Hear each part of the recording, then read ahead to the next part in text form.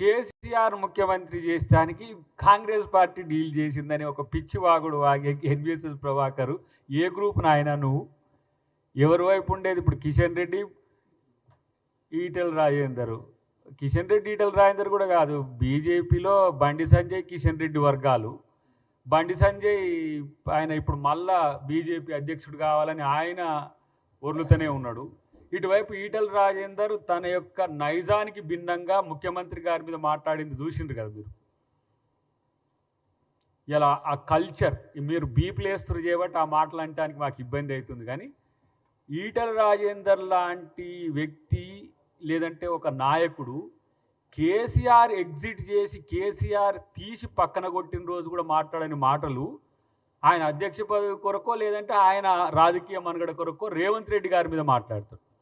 ఇప్పుడు మా ప్రభాకర్ కూడా ఆయనకు పాపం గెలవలేదు, అది పక్కన పెడదాం.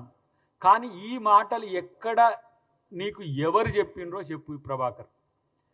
కాంగ్రెస్ మీద విషం జిమ్మడం తప్పితే నేను అంటున్నా, జూన్ 2 డిసెంబర్ 9 మనం చూద్దాం. జూన్ 2 అంటే ఇంకొక నెల రోజుల లోపే ఉంది. డిసెంబర్ 9 కూడా నీ కాలం లెక్క ప్రకారం చూస్తే ఒక 5-6 నెలలు ఉంటుంది.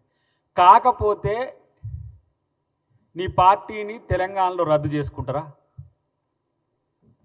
బీజేపీ పార్టీని తెలంగాణలో రద్దు చేసుకుంటారా? ఎందుకు పనికిరాని చేతగాని మాటలు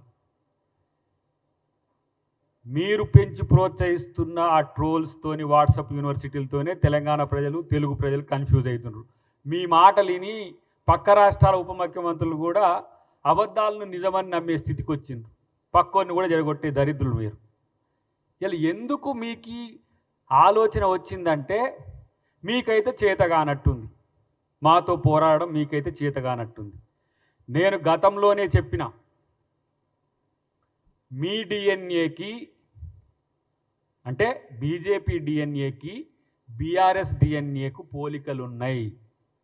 మీరు వాళ్ళు ఒకటే అని ప్రజలు నమ్మే మిమ్మల్ని పాతాళంలోకి తొక్కిండ్రు. మీకు వాళ్ళు సంబంధాలు కాళేశ్వరం నుంచి మొదలు పెడితే ప్రతి పథకంలో ఉన్నది, ప్రతి అవినీతిలో మీ పాత్ర ఉన్నది.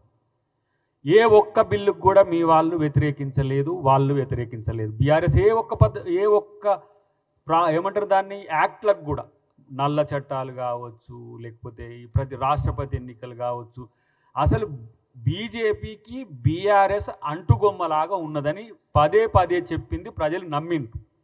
ఇప్పుడు కాంగ్రెస్కు బీఆర్ఎస్ని అంటగట్టాలని చూస్తున్న మీకు నిజాయితీగా నీకు దమ్ముంటే ఇది ఎవరి మధ్యన డీల్ జరిగిందనే విషయం, డీల్ ఓకే అన్నావు కదా, ఎక్కడ జరిగిందో చెప్పే ప్రయత్నం చెయ్యి. ఇట్లనే గతంలో కూడా ఒక కారుకూత కూసి అంతా ఏమైందో నీకు తెలుసు. ఇప్పుడు నేను అంటున్నా, గతంలో కూడా నేను ఛాలెంజ్ చేసిన, ఈరోజు మీరన్న మాటల్లో అబద్ధం అనేది లేకుంటే మీరు ఆ వివరాలు ఎవరితో జరిగినో బయటపెట్టి బట్టగాల్చి మీదేస్తే ఈరోజు పరిస్థితి ఎట్లా ఉంటుందో గమనించుకోండి. ఎందుకంటే కొంచెం ఎమ్మెల్సీ అయినాక కొంచెం ఈ పదాలు కొంచెం పొదుపుగా వాడమనే విజ్ఞప్తులు వస్తున్నాయి కాబట్టి మేము మాట్లాడతలేము. కానీ ఇలాంటి సిగ్గుమాలిన చర్యలకు మీకు ఎందుకు దిగజారుతున్నారో మీ బీజేపీ వాళ్ళు చెప్పాల్సిన అవసరం ఉంది. అబద్ధాలు ఒక ఎత్తు అయితే, నేనంటున్న బీజేపీ కాంగ్రెస్ మీద చేసిన కామెంట్స్కు కమిట్మెంట్ ఎవరు తీసుకుంటారో నైనా చెప్పండి. నేను అడుగుతున్న మిమ్మల్ని కిషన్ రెడ్డి అనిపించిందా, బండి సంజయ్ అనిపించిందా? మీరే అన్నారా, ఏ ఆధారంతో అన్నారనేది ఒకటి గుర్తుపెట్టుకో. రేవంత్ రెడ్డి గారు ముఖ్యమంత్రిగా ఈ టర్మే కాదు, నెక్స్ట్ టర్మ్ కూడా వచ్చే అవకాశాలు ఉన్నాయని రేవంత్ రెడ్డి గారి మీద బీజేపీ బీఆర్ఎస్ పార్టీ టార్గెటెడ్గా చేస్తున్నారు. మీరు చేస్తున్న దాంట్లో ఏమైనా తేడా ఉందా మీ కామెంట్లలో? ఒకరు ఒక తీరుగా అంటే ఇంకొకరు ఇంకో తీరుగా అంటున్న పరిస్థితి ఉన్నది తప్పితే మొత్తానికి ఒకటే కదా. బీఆర్ఎస్ కూడా ఇదే పదాలు అంటున్నది. ఇలా రేవంత్ రెడ్డి గారు ఇట్లా చేస్తుండ్రు, రేవంత్ రెడ్డి గారు అట్లా చేస్తుండ్రు, రేవంత్ రెడ్డి గారు ఇది చేయకపోతే బాగుండే. అరే పథకాలన్నీ అమలు చేయమంటారు, మరి అలా 7 లక్షల కోట్లు చేసి అప్పులు చేసినోనికి మీరే మద్దతు ఇచ్చిండ్రు, మళ్ళీ మీరే ఇలా బీఆర్ఎస్ మాతో కలిసి ఉంటున్నారు అంటున్నారు. మీరు నిజంగా నేనంటున్న ఈరోజు ఒక సగటు కాంగ్రెస్ కార్యకర్తగా ఎప్పటికీ బీఆర్ఎస్తో కాంగ్రెస్ కలవదు. ఎందుకు కారణం అంటే అది మా రాహుల్ గాంధీ గారు ఇదే వేదిక మీద గాంధీ భవన్లో చెప్పిపోయింది. ఎవరైతే బీఆర్ఎస్తో పొత్తో బీఆర్ఎస్తో ఎవరైనా కలిసిపోతామంటే పార్టీలకు వెళ్ళి సస్పెండ్ చేస్తా అని చెప్పిండ్రు.